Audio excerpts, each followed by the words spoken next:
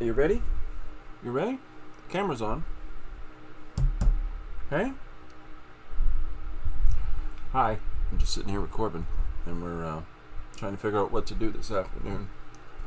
I'm still on the mend. We had a family trip planned today to go to another place, and Mr. Sicky here couldn't go, so here we are anyways. I tried something on Tuesday that was a lot of fun, I think, and I showed an opportunity to folks to look at just giving yourself the opportunity to take a random image and to, that's not the right one, and to break it down as a story, and so utilizing this one image, the whole initial conception is that you take little different aspects of that and focus in on those specifically. But using just a static image, we could find one element of it that there's story in there for us to pursue.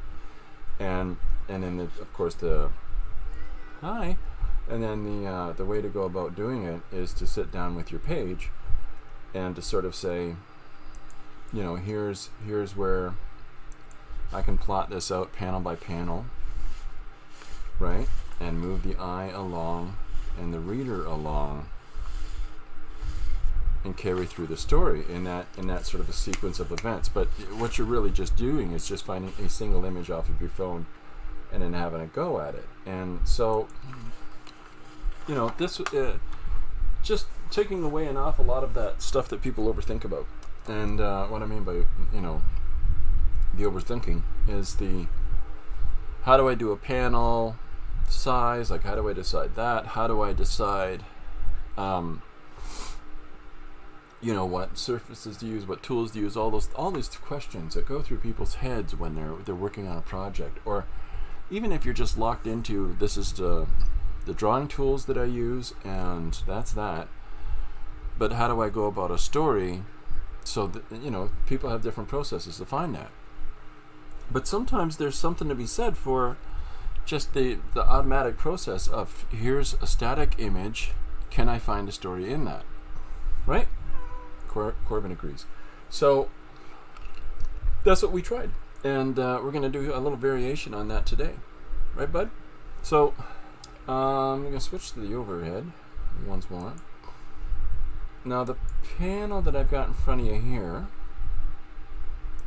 is... So what the deal with this is that this is a 2-panel page. Now it's a piece of heavy grade cardstock, and I've got underneath it this sort of grid pattern that I've already established. I've got a grid pattern established on this page, and I can just pop this underneath something else and trace it into shape. So I'm not constantly relining pages, like constantly measuring things out again and again and again. So I've got one box there and one box there. Now I sat down with that same image that we did the page on 2 days ago, right? So if this is what we did, and found a story in this character and pursued that from panel to panel. So I sat down with this page and I drew a larger composition onto this first panel, and pardon me. And then I found another random image, and I drew this fella who is fiddling with some wiring, and but the tone that I spoke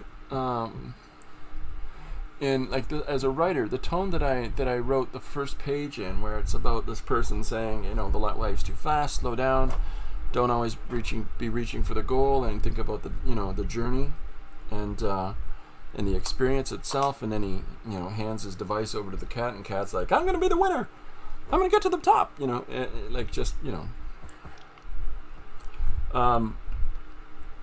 we don't always listen to the advice we're given, right? So that's one way of exploring an idea, and from a random photograph of a person sitting on a staircase. We even added in the cat. So which Corbin was very proud of and improved quite heavily. He gave it one paw up. Anyways, so I didn't think that joke would land. I told you that. He made me say it. Hiya, Susanna. I love that page. Oh, I'm glad to hear it. So now in this approach, here is another utilization of that same image in a broader sense. But then we just immediately carry on into a secondary image for another person doing something else. Now I considered, should I jump over to the next page? Because this image, the second image that I used of the fella up the telephone pole, has see if I can find it for you real quick here. I don't have very many pictures on this phone. There he is. So this is let's see if it'll pick up in the frame. Yeah, so this is our guy on the telephone pole. And so I just picked this part of it for the image and utilized that for drawing this static image here.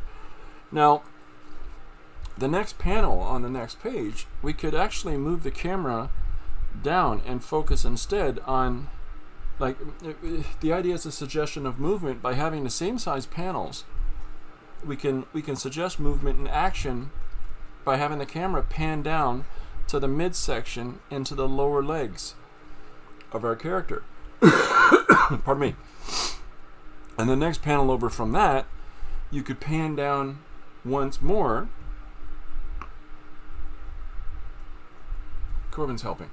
You could pan down one more time and have somebody looking up going, I don't think you did that right. There's so many possibilities for us to explore and play with in any story ideas that we come up with along the way. Now, you can plot all this stuff out. Sure you can. But this isn't that kind of exercise. This exercise is more of allow yourself to be in and of the moment. So I'm still playing with this. I'm still playing with this a little bit and seeing if I can carry a story along from these panels in a routine form, formal size. And I'm just, having a go with it, right? I'm using a different kind of pen than I normally use. I'm using these Micron pens. Now, I used these when I was in high school, which was a while ago. And a long while ago. Right, Corbin? When's the last time you went to high school? When did you go to high school? He doesn't know. So I've never really been a fan of Micron pens. It's just me. You got to have this size and this pen. And this It's a little too much for free. So it's pushing myself to utilize those. Pardon me again for the coughing and the sniffling. We're working on it. So anyway, so that's one way of engaging in this idea. But thanks, buddy. But as you've seen in the different things that I do in the one page and how I keep switching styles and approaches, right? So we go from line art to a lot of digital interaction there. This is pencil that's just digitally colored. This is pencil crayon and marker, or no, pencil crayon and paint, I'm sorry. And there was a marker one. Where did that go? I don't know. There's just a lot of different ways. There it is. There's marker, pen. This is pencil crayon in the middle and marker on the sides. So it's just trying whatever we want to try at any given time, right? But one of the things that I like to implement is this. And so this is a jelly plate surface. Now this was sent to me in the mail by our good friend Yolanda. Devon Rex for Art is what she posts under. And fantastic. If you're interested in jelly plating and processes therein, check out her page, please. If one of my oh, okay, he's hopping up. All right, Corbin's right in the mix now. You gonna do the art today? You're just sitting down. You're just looking for a spot? Okay, so I'm gonna use this. And so in this instance, I'm going to need to measure out if I'm going to utilize this for the same process that we did before with the boxes, I would need to measure this out. I think what I'm going to do is a 1, 2, 3, 4 box story today. You lying down? Can I move things so you don't spill everything? Thank you. He has decided this is his part of the desk. There you go, sir. Lie down. Ugh. Alright, so that's what we're going to do. So we're going to take our source image, and I thought I would just I don't know. Let's 1, 2, 3, 4, 5. Oh no, that's the end. Let's see. I'm just flicking through really quick. Something's got to head. There we go. There's some red and yellow in that. There's red and yellow on that. Let's go with this, because we got this nice little red over here and this yellow scale in here. I found this, or I guess it's orange and yellow is what I meant. So let's start incorporating a different approach to telling this story on this page. Pardon me. Now, I've got a white Posca and a black Posca as well, if we need to utilize those. But primarily, I'm going to be picking and choosing this composition using this yellow paint marker. Okay, Corbin? And so I've got the, whoops, let me move this over. I've got this source image. Do you mind if I move these things?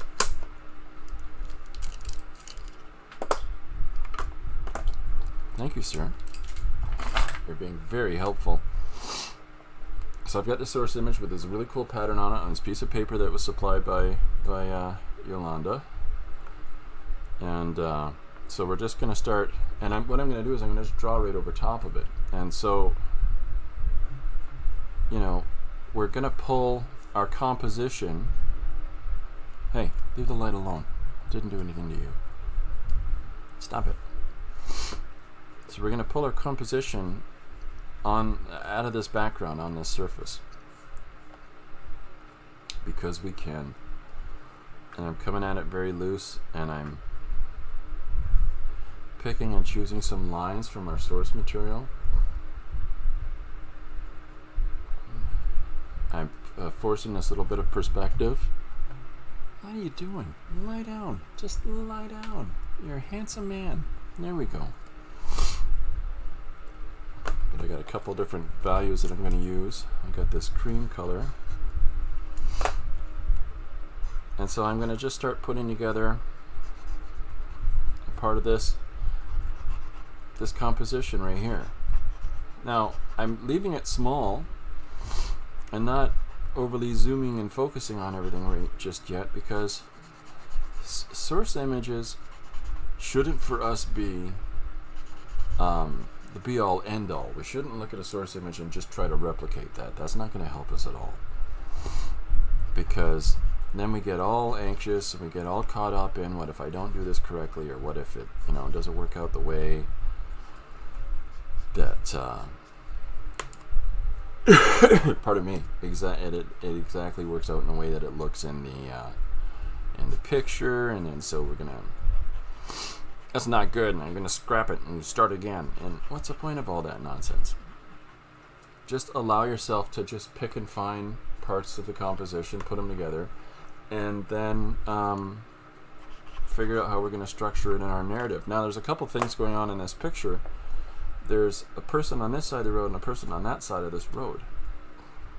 Well, what can we do with that? Are you working? We might have a little hitch in the plan here, folks. I don't know if you're even orange. Just give me a second. I'm going to grab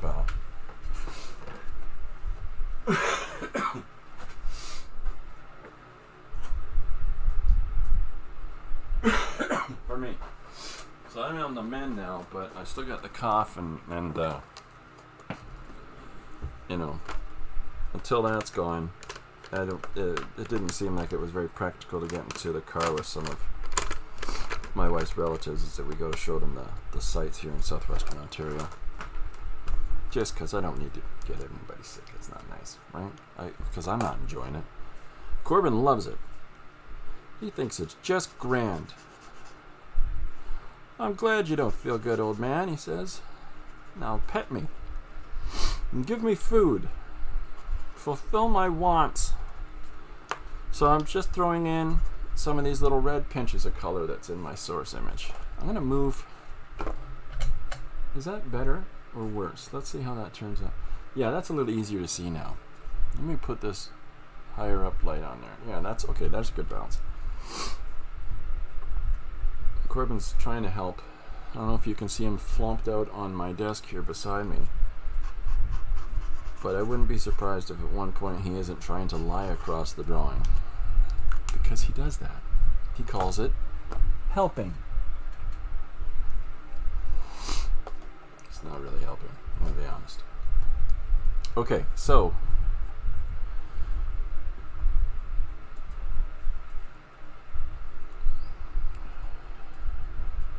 again, I'm just throwing some more pieces of information throughout here. And then we'll start structuring it in some way. We'll start trying to tie some things together and seeing, you know, what this is going to give us. Excuse me for the snuffling.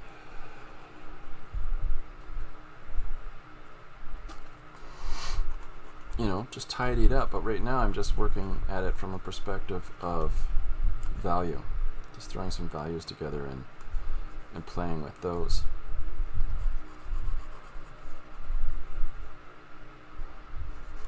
Not being too precious about it. But we're going to make something out of it. It's going to come together. Maybe you can see it now. I don't know. Maybe you can't. I don't know. Pardon me. Right, Corbin? Pardon me while I burst into flames. Yeah, so I've been seeing some neat stuff that people have been doing lately, and I'm really pleased with some of the stuff that people are exploring. And man, you're some of the things that I've been shown this last week that people are doing are really exciting. I haven't had the mental facility to engage too much in it because honestly I've been laid up, but boy, there's some really fantastic stuff being created by folks. So keep at it, for everybody.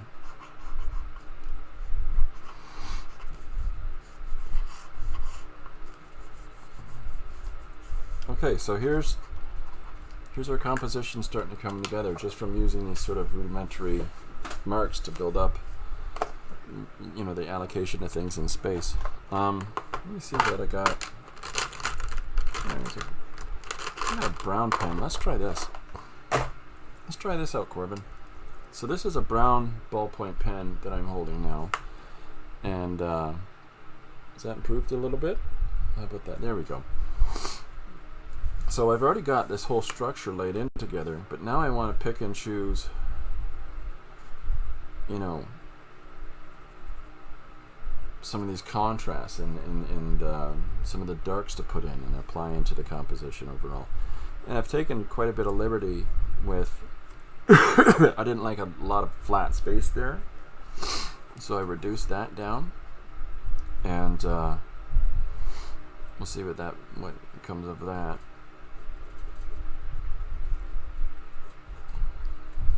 Change my mind always as I go along, but that's honestly, keep the process open. Trust yourself. You can't truly go wrong if you're following your own thing. And again, we're not trying to replicate whatever our source image is. We're just trying to find a means to convey a story. And so if this is our way of doing it, this sort of haphazard approach I'm taking today,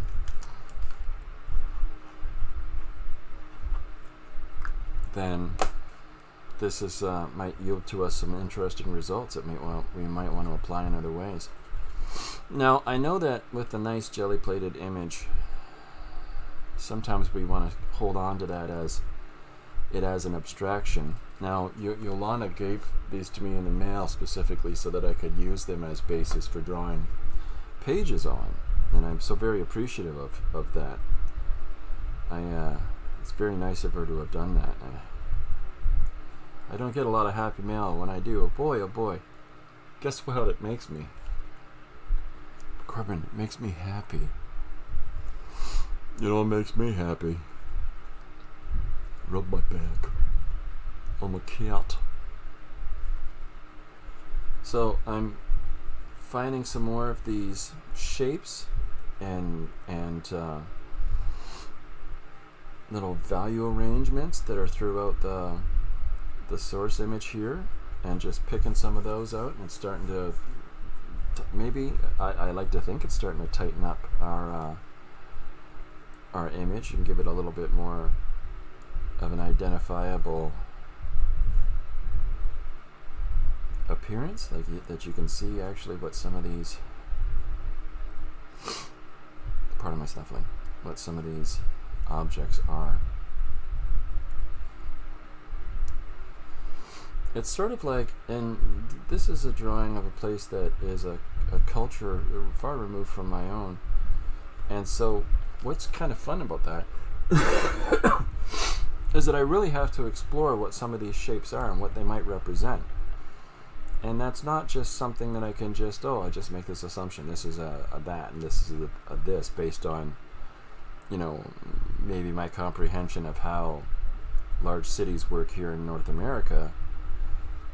But the way that these streets are assembled and the sort of overlapping and heavy, intense amount of information that's here, it's not entirely dissimilar from, like a New York street. The difference being, I understand what's on a New York street. I'm familiar with the, convention of Western cities, of what basically some of these things are. This is a bodega, this is a sub shop, this is a bus going past, this is a this is a that. These signs all represent these things, whereas when you're drawing something that has a culture removed from your own, there's similarities, there's always underlying similarities because we're all human beings, but at the same time there's things that I've got to use my imagination a little bit more and think a little bit outside of the comfort of my own world, to try to understand what exactly is this, like what's this triangle I'm drawing right now, and what is this, part of a building, is this I'm not entirely sure, so I'm trying to find those elements and stitch them together. And as I'm doing that, hopefully I'm drawing that out of this abstract background that was initially on the page that we're using. See, I moved the clothing a little bit over. Who cares? We'll switch them around. We'll put the darker jackets over here on this side. I'll tidy this up a little more in a second. But it sort of helps me to be able to stitch together where things are in relationship to one another. Excuse me a second, I'm so sorry. Oh my goodness, apologies. Alright, so let's get back. Now I've yet to use white, I've been using this cream. So around this display is, now this is a car, we got a car here, I think it's a car, and a bit of business back in there. So as I'm going through with the dark elements, I'm still coming back and jumping in some of those light elements as well, as we build up this composition. And we can start to add in a little more information along the way as we go. Right, Corbin? He's keeping an eye on me today because it's just sicko dad alone in the studio. And I think Laurie said, keep an eye on him today, because that's why he's here, just harassing me all day long. Corbin's idea of keeping an eye on me is, give him attention.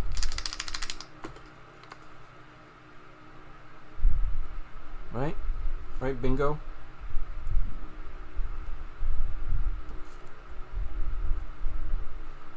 Yeah, That's not as good a white as I want, so I'm going to switch over to this craft.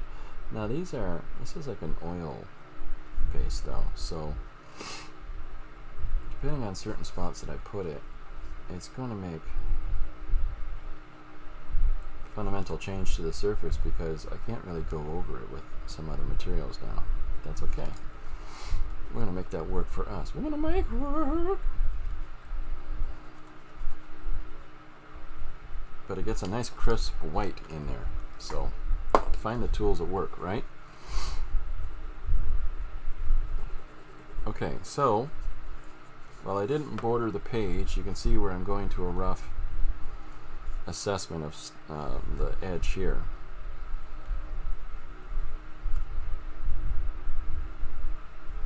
So there's a lot of dark information in the foreground. Some intermediate information in the midground, and then we're just completely washed out by the background here. So that's how I'm interpreting it, whether or not it's as extreme as I'm going to make it, notwithstanding. So but there's a lot of information that moves around through the space. I like that in a drawing. I'm sorry guys, I cannot win with this whole snuffly business.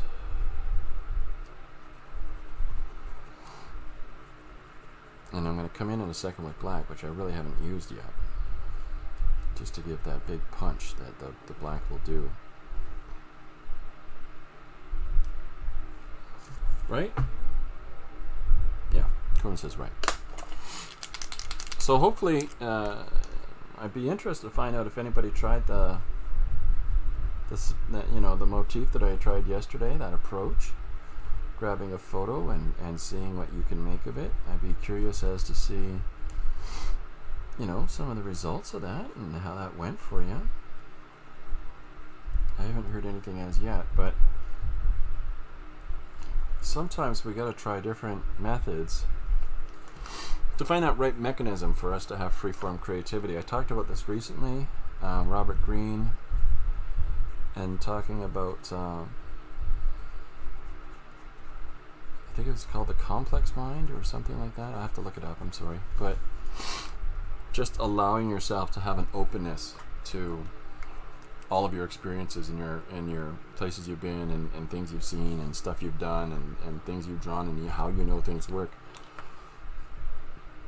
Trying to allow yourself that access to that in your imagination can really open up your working process, so that you can start thinking a little more outside of the norm. Give yourself a little more authenticity, uniqueness into what you're creating. Anyways, look up Robert Greene, a creative mind, a creative person, highly creative people. You'll see what I'm talking about. It sort of helped me out a little bit because sometimes we have questions about our process ourselves, and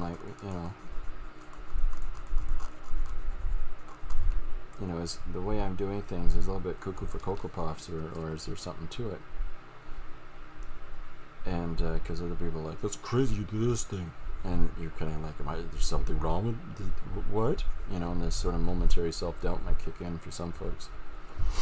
Read, learn more, and see if there's some explanations for somebody that says, oh no, that's just this. Because there's some liberation in that, right? We stop letting the concerns of comparison and the concerns of how does this relate to how others process or create, and we allow ourselves to focus a little bit more, embracing in how we do it, what we have to say, who we are. Yeah, so that's not opaque enough.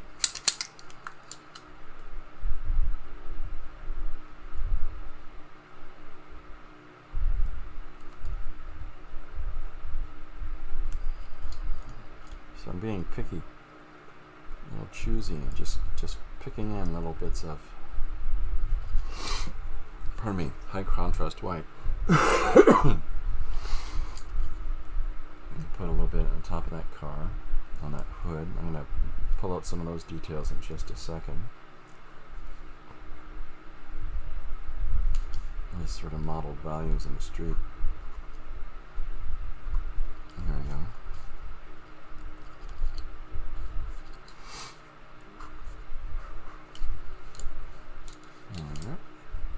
I tend to talk myself through my own process at times, and it's largely because I don't know what it is. It's like a sympathetic magic thing. Alley-oop, you know. Who knows if there's any real tangible meaning to it. How are you going to work?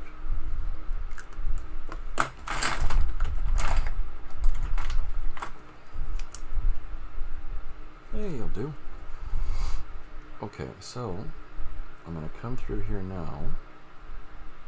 So we've used this brown for picking out some shapes in the background. I'm coming in now with the black.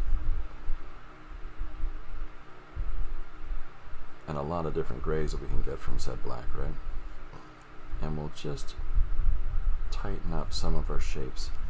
Give them a little bit more interlocking form that connects to some of the other things in our composition. Tie things together a little bit.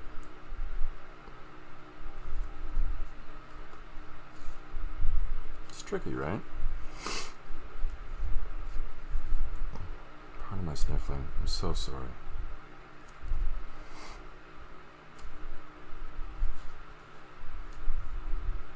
So there's our person in their little dress, our little dress hanging up here for a person to buy.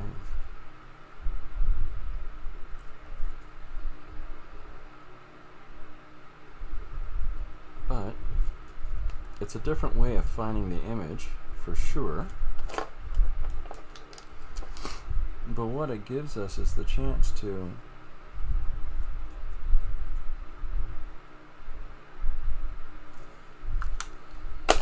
just explore the environment as we move around in the place.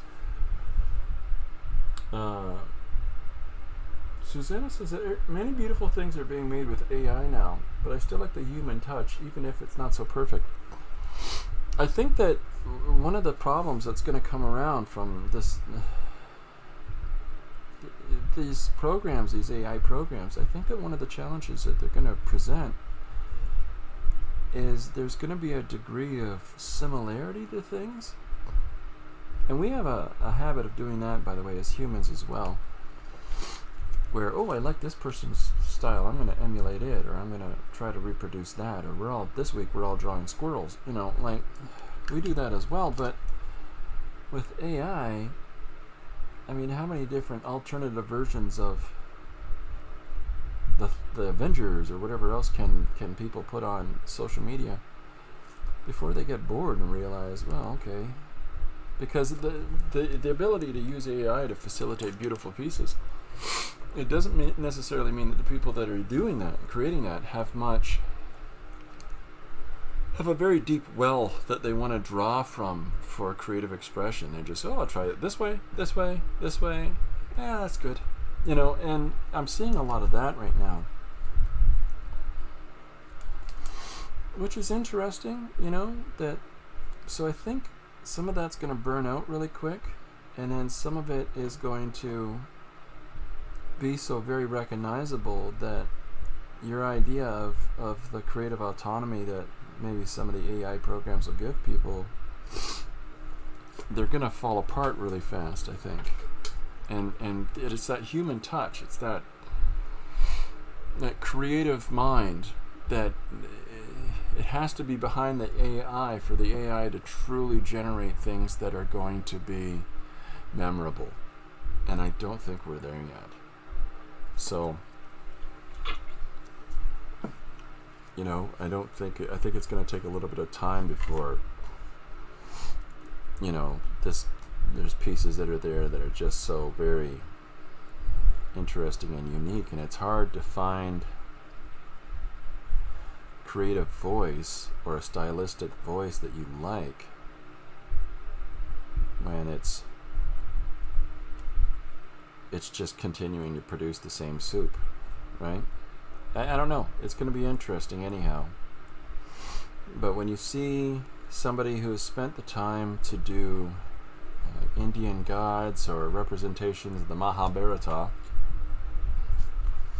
using Wayfair, and then you see somebody else doing their interpretations of the Avengers from the 17th century using Wayfair, and they all look the same, that's the hurdle that the AI will need to overcome to be something lasting. So I don't think it's going to last. Not in the shape it's in. It'll change. It'll be something different. Something more powerful. A threat to humanity. Ugh.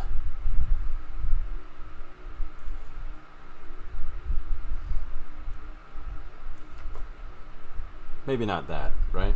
But I like some of the AI images too. I'm going to be honest. I mean, there's a whole bunch of stuff that people are producing through that AI that make me stop and look at it and go, oh, that's neat. But, you know, you're hard pressed to carry that on, really. At least I find I am. So I just got this visual complexity going in the background. Now, one of the things that I can do to clarify my image a little bit more would be to find a different corresponding value. And in this case, I suppose that would be... Do I have a green? Yeah, I do. I have a green poster pen here. So what I'm going to do is I'm going to come in and I'm going to cut out... And does this make this less realistic? Sure, you know, but who cares? So what I'm doing is that I'm cutting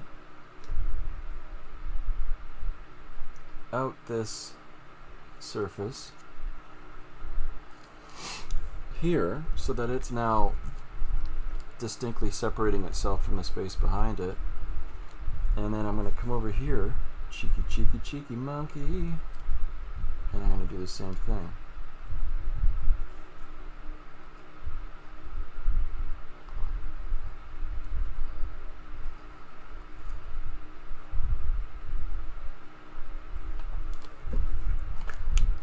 Just to hype it up, just to give it a little bit of interesting headspace, little perspective to it. So I'm going to come in again with these draw lines, but be really far more obvious about them as I've been peeking them into different spots. Well, now I want to I'm calling them draw lines because I want to pull you in as a viewer into this environment, and hopefully if you start following those lines, that's what it'll do.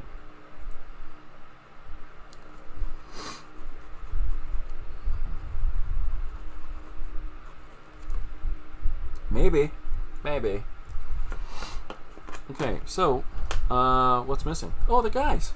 So we've got two people to put in. Now, they're distant. Sorry, I'm going to move this back up again. They're somewhat distant in the image. You know, so I'm going to put them a little closer in our foreground.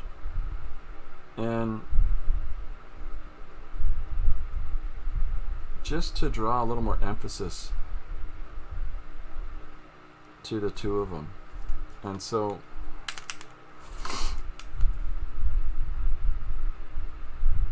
here's their hands. This guy has a sweater on, and I'm going to tighten it up in a second. Just got to let this cream value dry before I come in with the darker value again. So here's our first guy, and then he's got a little bit of reflective line on the extremist of him, and then here's our second guy. So I don't know how exciting this is, but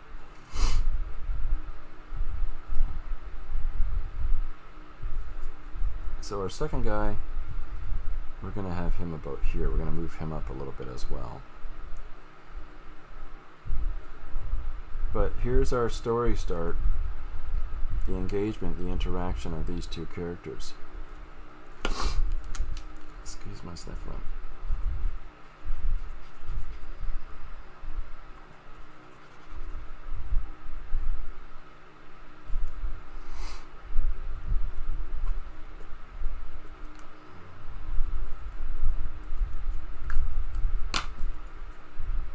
And there's his feet, and a little bit of a shadow around his feet as well. So when the image is scanned now, ideally it's going to, see, it becomes less about the pattern in the background, and it becomes, so maybe putting that frame around it helps to centralize the image a little bit more. Is it a little bit chaotic and a little bit hodgepodge and abstract? Yeah, but we're playing with different tools today and having some fun. So, you know, this might give us something that we might not have otherwise considered for putting our composition together. So here's our one character walking forward towards our other now. And then here's our other guy who's, so I'm using the brown, I've gone back to the brown pen again.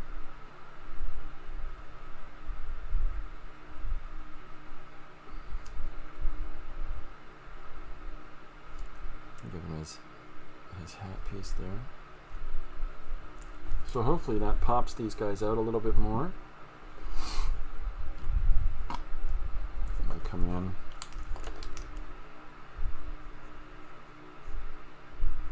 Put a little bit of emphasis in and around their forms. Okay, so there's our first composition. So again, it's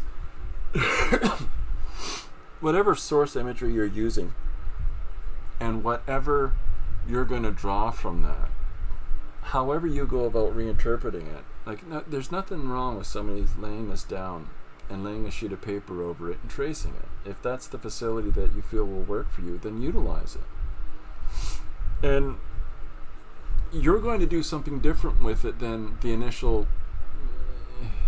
conception of the photograph yields. I mean, you're going to apply it through the filter of your own head, and so whatever story you're going to generate, you know, with this image, ideally is something that you find something original to yourself to say with it, and so forgive yourself the thing about using other people's imagery, like source imagery. Like, is it, some people swear by, I don't ever use source imagery, everything's from my imagination. Okay, I hope you have a wide, very real imagination and an absolutely firm grasp on what everything looks like when you're drawing. Because that's a pretty bold thing. I want to show you a couple things. I got some books I've pulled from the library, and I thought I'd show you a couple different ways to interpret some story approaches. And I've shown the 9 panels on a page, the same size, and taking apart a piece of source imagery and breaking that down into a story, and that's what the kitty page was. That's that I showed. And then I've taken another picture today, and I'm going to do a 1, 2, 3, 4 panel story with that, utilizing these different tools than I used on Tuesday. Okay, so, but in addition, there's a couple things to show you. There's a beautiful way that John J. Muth is an absolutely fantastic artist, and so he is one of my. There's just something about him in comics and the way that he works. So Dracula, a symphony in Moonlight and Nightmares, and so this is by John J. Muth. He worked on the Sandman comic for DC. He did Moonshadow for Epic, which is absolutely gorgeous. Anyways, he's so here is his work,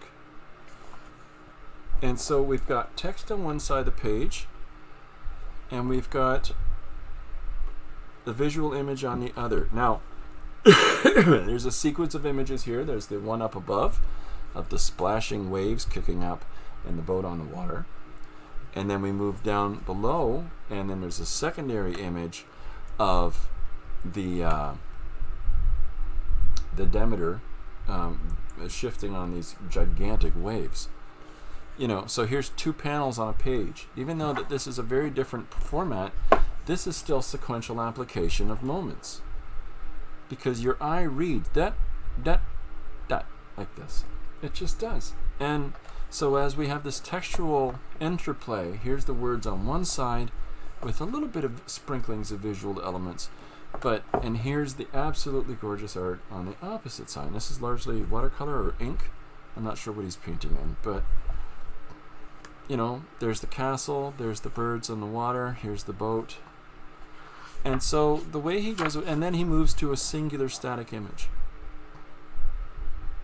And gives it, there's a power and there's in its conveyance. But in the same time in the story, it switches scenes to another character's interpretation. So, we do it again. He's subversively hiding sequential patterns in here that you might not recognize that he's doing. Here is a really soft separation between this visual element and then the pan out shot. So there she is on top of cliff face. Big pan out shot. There she is on the top of said cliff face, but it goes all the way down to here. So it's absolutely brilliant. Absolutely brilliant, the work that he does. And a really fine storyteller. Here again. Now, I've shown John J. Muth's work before on the stream here. I have his adaptation of Fritz Lang's M, and which is Murder Among Us. M is for murder. Fritz Lang, who went on to do Metropolis, he did a movie about a serial predator in a small German town. So, and how everybody in the town gathers together to find him. So, and roast him out. So here we go. Now, I don't want to spoil the ending of this book called Dracula, but just even the way that text works. Dr. Seward walks closer to the shipwreck. Come, look at this. Mina, doctor, how is Mina? Says Jonathan. So he's got it like it's written as a play. Just gorgeous stuff. Absolutely gorgeous stuff. But check out his other another series that he did called M. But this is just a standalone book that was published by NBM. Absolutely lovely. It's an older book, but take a look for it.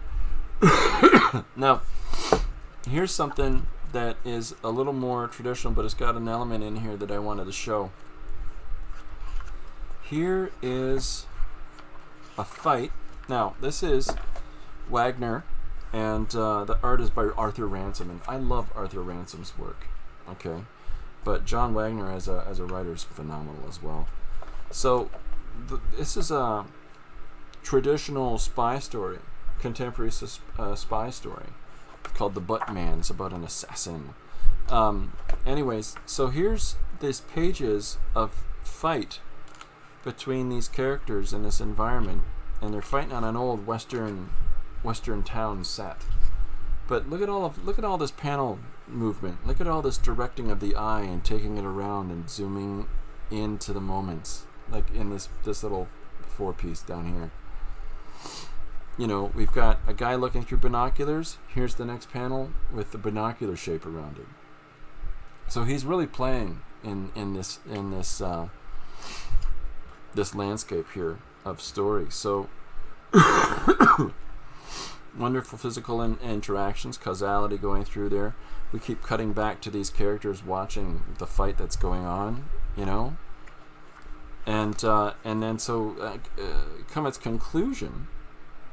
There's the four that are off here in the distance saying, well, cuss me the best Buttman I ever had, blah, blah, blah. So we still go back to the perspective of these other characters. So this entire time you're bouncing back and forth throughout that, but it's because of the same color palette and the fluidity of the panels, it doesn't lose a moment of the action, right? Because it keeps it around the same tone so it doesn't disrupt it. But then they do something really interesting. and that is they switch to a page of just text with what looks like photographs attached to it, which is very spy novel-esque, right?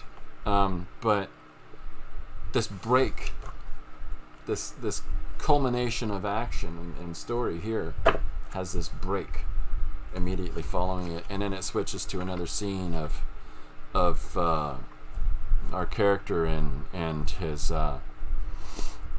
lady friend and their house, and just fantastic artwork, fantastic storytelling and pacing. If you can get Harry X. That's the story. John Wagner, the Button Man. Yeah, so it's just another way of approaching telling story, but incorporating those textual elements. This is kind of the part that I wanted to show today, because one of the ideas that I'd had about, where did I put the one page? I'm not sure where I put it, but the one page that I had with the 2 panels on it, pardon me, part of the idea that I'd had was maybe putting text underneath. And I was sort of inspired by this fusion of text and image, and it's still, you can see the different kinds of sequential application that are throughout it. Like John J. Muth has got beautifully painted sequential page with the text on the page adjacent to it. So this is Simon Stalag. I've shown Simon Stalag before. This is an entire book of visual image, textual description. Visual image, textual description. And it goes this way, textual, visual. And it goes this way through the entirety of the book. And even when the visual element compresses the textual element, but it's still a beautiful connection between the two. And so as you're following this story, and it allows you as a reader to dance back and forth. You look at the visual image. Oh, there's the car. There's the little car. Whoops, sorry, move up. See this little car with the stuff on top and the lights. All of Cape Victory was an endless boneyard. On the map, a small area in the inner part of the bay was marked as San Agustin Salvage Yard, but there were wrecks everywhere. Like, it takes us into this textual narrative of what the visual element that we've been supplied. And I'm sure that when you get to the end of reading that, or you see a key point in here of text, you'll jump back to that visual part and see if it correlates. That's, The Electric State by Simon Stellenhag. If I've mispronounced it, I'm sorry. Now, so here's another incorporation of the interesting elements. Excuse me. This is Teddy Christensen and Stephen T. Siegel. Stephen gave me this. He was a guest at a convention that we'd had here in London, and I think he saw in the fact that I was trying to find different ways of conveying story. And he gave me this, of all the books we've been talking about, different conveyances of story. And he said, have you checked out my Red Read Diary book? And so this book flips over. Teddy Christensen, by the way, absolutely phenomenal artist. So here is the one narrative that we come through. It's got a little Proust quote at the beginning. Can't go wrong with Proust. And then here's Teddy Christensen's beautiful visual exploration. And here's the fellas in the trench, and we're talking about this person reflecting back on that and different times. And I don't want to give away the book. It's such an elegant, beautiful read. All right, The Red Diary, Teddy Christensen with Steven Seagal. Stephen Siegel, if I'm mispronouncing it. And so here's the one way of interpreting the story.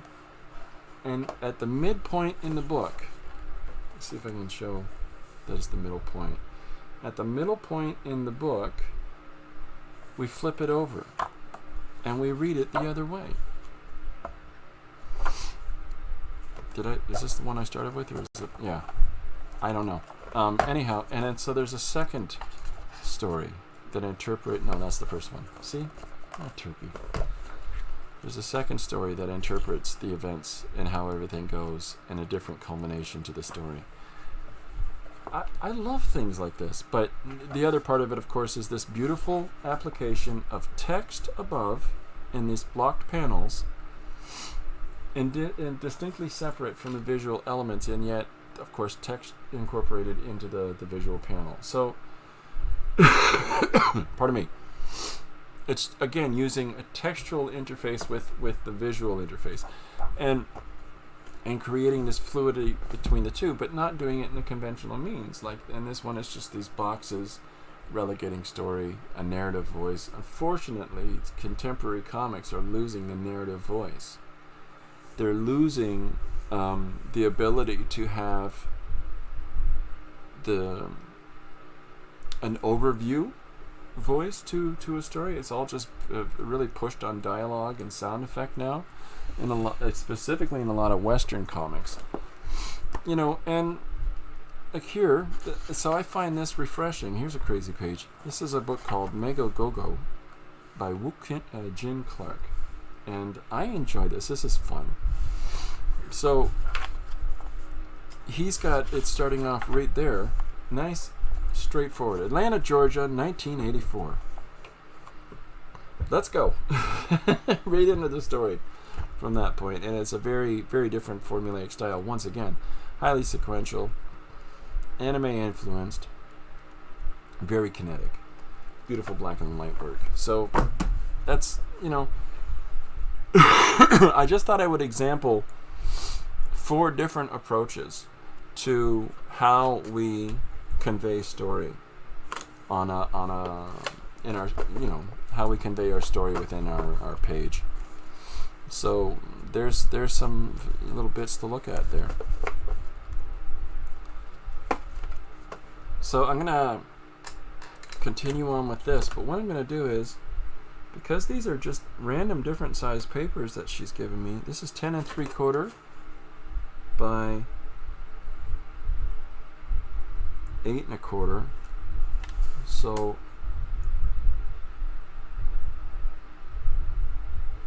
what I'm going to do is I'm going to frame it off.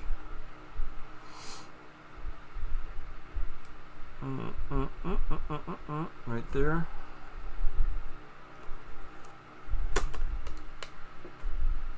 And right there. And we'll put a line across, and so we'll extend our panel over a little bit here. And so I'm going to draw the 4 different panels, the quadrants, back to this. So while on this page I'm not utilizing the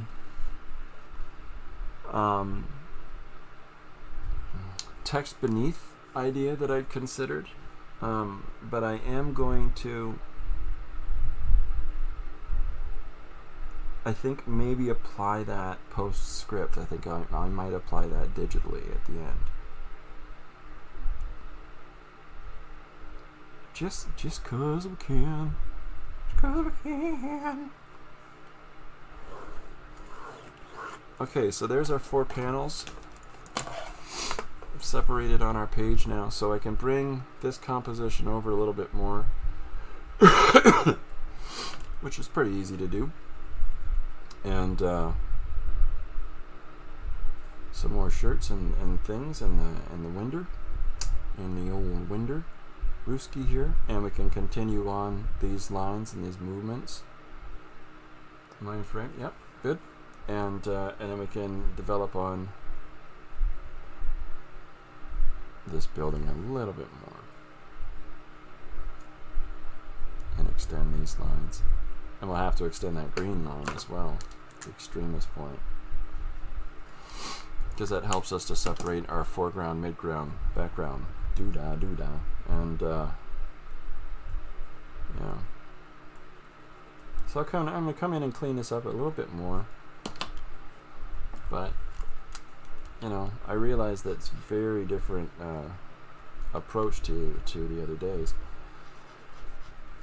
I've had some people say that they prefer when I do the mixed media during the streams, and I've had other people say that they prefer when I just do the line art during the streams. And so you know, it's kind of hard for me to stick to one method. To be honest with you, it's I like to experiment, I like to play, and you know, and with that, I find different things that I can utilize in different projects, and so as much as I like to see people happy, oh, that's my favorite way he works, you know, I do my best to try to keep myself engaged.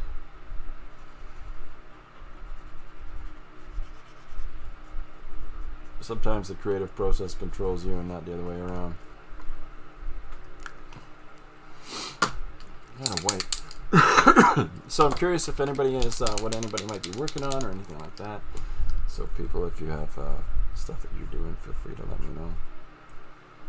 Inquiring minds want to know. This might be, you might be just, you might have just had your time there. Had your time among us.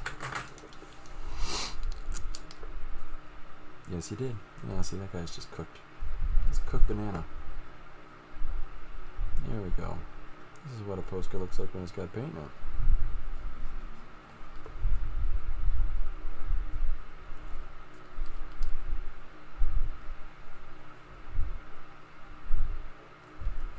So I'm just picking some little highlights in here, move the eye around a little bit, give a little more interesting complexity to the image, and while trying to add a little bit of dimension if I can.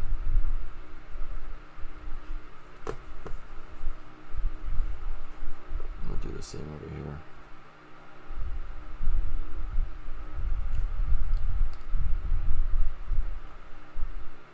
This is what I tried to do a little bit earlier. This is a little more successful right now.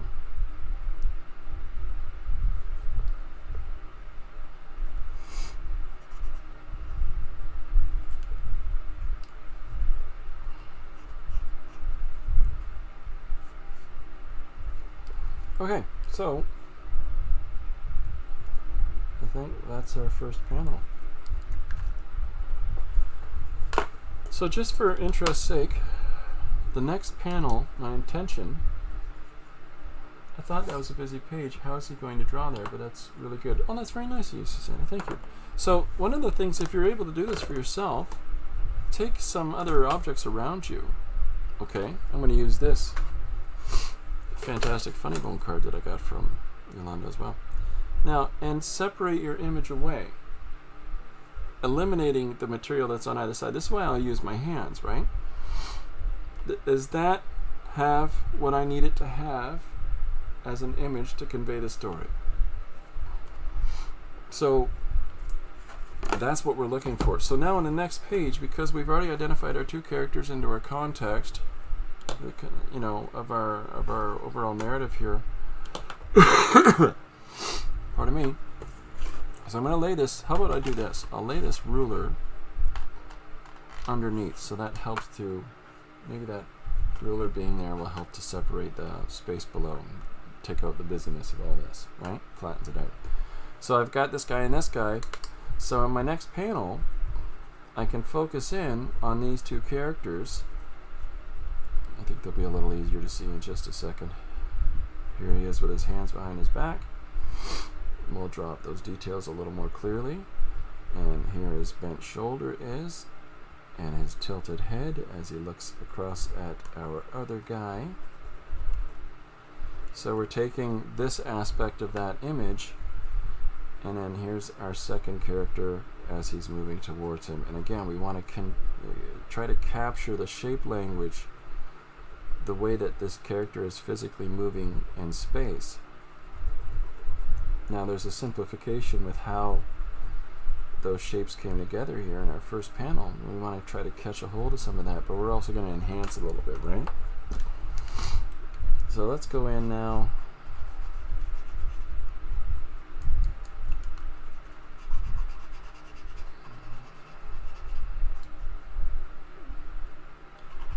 And put his sweater on here.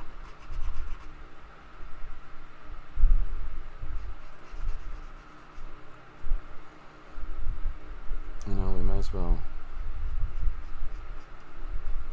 This crescent part of his face. We'll get into this a little bit more in a second. We've got his hands. We'll add some detail to these.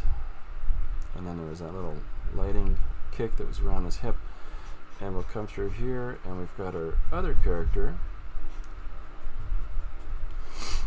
And so the reason that I'm putting these in as these sort of flat shapes first and foremost is just to separate them, and at the same time, and the reason I'm smudging it out is that I'm still allowing some of those fun, interesting patterns that come through from the paper into our composition, into our drawing. So we're utilizing them a little bit within the characters. And then we'll, as we go, add more drawing layers to it. Those disappear, those get pushed back. Like you see here, where you can't see some of those patterns underneath anymore, right? But to start off, why just throw them away immediately?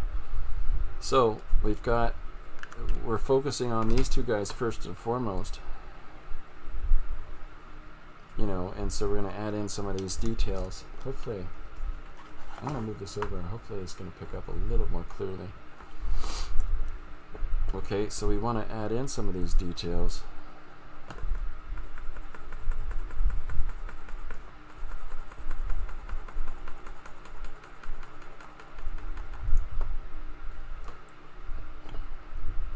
We've still got some high contrast stuff to put in there, but now we can start adding in a little bit of features to these guys because the camera's zooming in a little more so we can see a little more of them.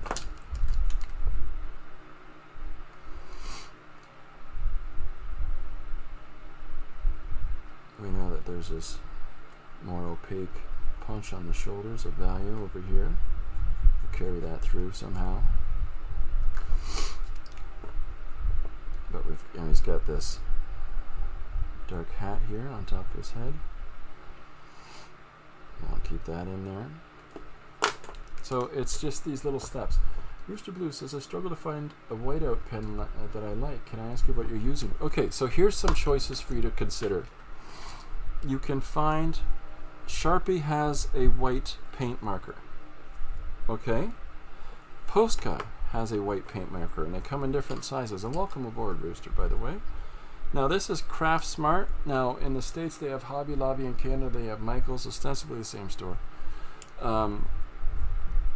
This is created by the same company. I'm absolutely sure of it. The AP brand is on both. This is just an oil-based, more generic. This is an acrylic-based, higher-end line. But they're both, and of course Posca has different sizes, right? Now, this is not what I was reaching for. This is a Jelly Roll pen. I suggest you don't buy a 5. If you're going to get Jelly Roll pens, look for an 8 or a 10. You'll see the number on the side. So this is jelly ink.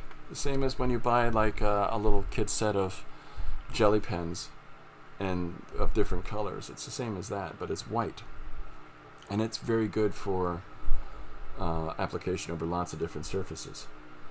And then this is brand new. This is Fudenosuke. This is the black inking pen that I like very, very much. It has a lovely tip on it. Very small tip. Can you see that in the panel? Yeah. So, but they had just put out a white one. So I'm curious to see how this works. Now, a lot of white, like the Faber-Castell white marker, it's a stain. It's not a paint. It's a stain. I think the Fudenosuke is going to end up being a stain as well. I haven't tested it yet on a black piece of paper. I'm going to, but there's a distinction to be made between, inks and paints, right? So, but these three are different paint applications. So there's a number of different ones that you can acquire. Like this is another Sharpie paint, but it's a much bigger, much thicker. So there's a number of different ones that you can acquire. If you use an oil base, it changes the way that water would go over it. If you use an acrylic, then water base will work with it a little more easily. But the problem is this: anytime you put an acrylic, which is a plastic base, or an oil-based paint on top like in an image, and then you try to watercolor over top of it, it's not going to be fully able to capture the porousness of the paper, because there's something that's distinctly separating that already. And the oil base will let you work with the watercolor a little more clearly, but the acrylic will work as a resist. It's plastic, right? So, but with any of these, I highly suggest experimentation. To find out what works for you. Like, here's 3 different kinds of paint markers. That this is a Montmartre black. Okay, it's a solid body pen, where it's fine point pen, paint marker, but it's just a solid form. This is a Studio Series 1, same point, fine point pen. And then this is the Craft Smart one. Excuse me. Now, this one has more of a ball tip to it, and you can hear more of a metal ball kicking around inside in that one. You can hear it far better in the bigger ones, but these ones, not, it's I don't know what it is, like a plastic block or something in there. But the problem with fine tip paint markers, whether acrylic or oil, is that, maybe better to be used as flourishes or to be spread. Like I do a lot of when I put a mark down and then I move it with my finger, right? Thank you so much. You nailed it with the Molotov ink that I used to put white back in, but I'm always seeking something that can cover up but then absorb color later on. Yeah, see, that's the challenge, right? Is that you always want to find some way and means of conveying your ideas that isn't going to disrupt your flow. But, experimentation, do you do that during the work, or do you do it on the side? Hey, you got lots of time to do all that, right? So, anyhow, okay, so I'm incorporating these 2 characters. I'm going to extend him a little bit more because scale-wise, I just want him to be slightly larger. So I'm just going to add a little bit to him.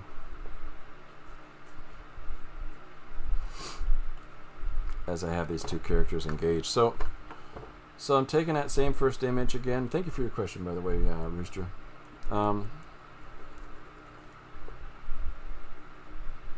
So I've taken this first image. I've now added a little enhancement into that image. I've moved our characters through space so that they're closer to each other relatively than they were in the first image. And they're going to engage now textually. And whether I put textual application over top or text underneath, it's whatever sort of way you feel compelled to tell your story. And I've shown a number of different examples today that people will utilize. The second part of this is we've already established where they are in context to one another. So with this image, a lot of what's in behind them can be smudged out.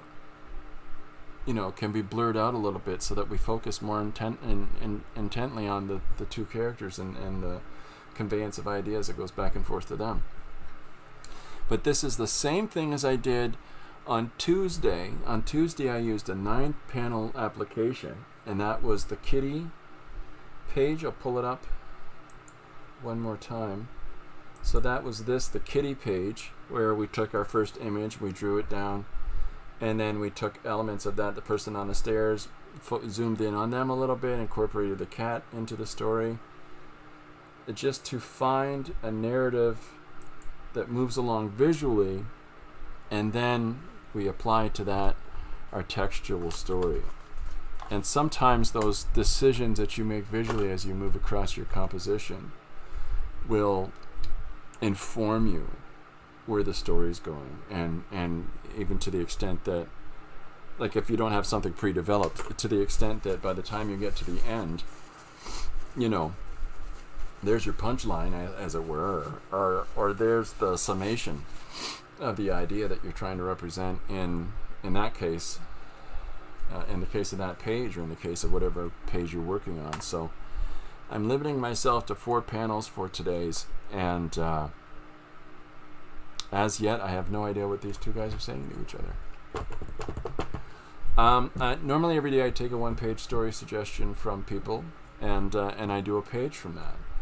I'm on 615 right now, so for the last year and a half, and I just thought I'd take a couple of swings this week because I've been doing an awful lot. I've got from the book of the suggestions that people have been giving at me at the con appearances that I've been doing, and so I've got all these written down, and the book is getting pretty thick now, with all the ones I've done and all the ones I'm doing. But if you've got a suggestion of a piece of dialogue or an idea or a couple of words, feel free to put them in the comments, or in the if you put it in the chats we might lose it, but put it in the comments or on this or any of the social media posts, and I'll get back to that tomorrow. I just thought for Tuesday and for today, what I would show is a way of pursuing an idea from a static image. The other page that I posted this week is the Wolves Among Us page, and this is a page that has the story application is clearly textual on a singular image, and there's what I'm trying to convey there is 2 different things going on, and this is another thing I would advocate for people in expressing story. Your visual element can relate on one level to your textual,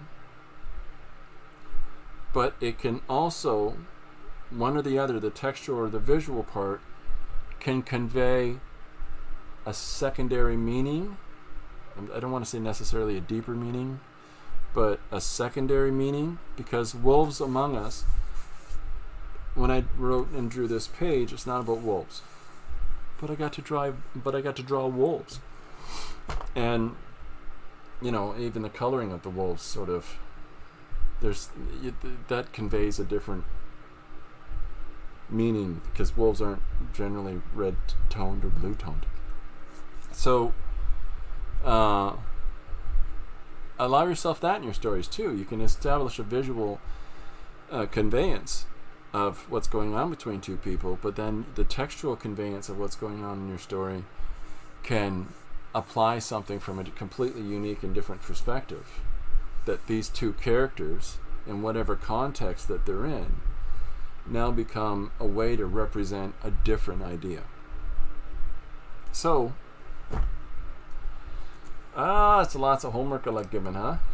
So there's whenever you're trying something out, just start playing, just start working, and sometimes when we set ourselves up with this whole specific path of step by step process that we have to go through in order to create a thing, can keep us from actualizing the thing. So at other times, what I'm always trying to advocate is different approaches like this, where if you just start going and allow yourself to have openness and receptivity to your own intuitions and ideas, something might generate along the way of what you want to say, of something that you want to express. And that might work a little better for people than a more formal approach. So give it a try. But yeah, try different combinations of materials together. Rooster, of all the things that I've shown today, I would probably suggest try the Posca pens. That's these guys. Posca. So yeah. Okay. Yeah, we're about an hour 20 in. I think I'm going to sign off for now because I'm still getting over this cold and I better go and do some resting. But it's just a lie because I got other work I got to do. And Corbin's snoozing away here beside me, so I don't want to disrupt him. didn't move. He didn't move. Worst cat ever. Okay. Thank you very much, everybody, for tuning in. I'm off to the races. So I might pop in this weekend and do a live stream one of the mornings of this weekend. But in the meantime, I hope everybody has a great day. I definitely will be back Tuesday at 2 p.m. EST if you're interested. But otherwise, go to my link tree, check out all the other pardon me, different postings that I do, and join in. Suggest an idea. Let's have some fun. I'd like to see what people are working on too. That's it for me today. Thanks very much, everybody, for coming by. Bye for now.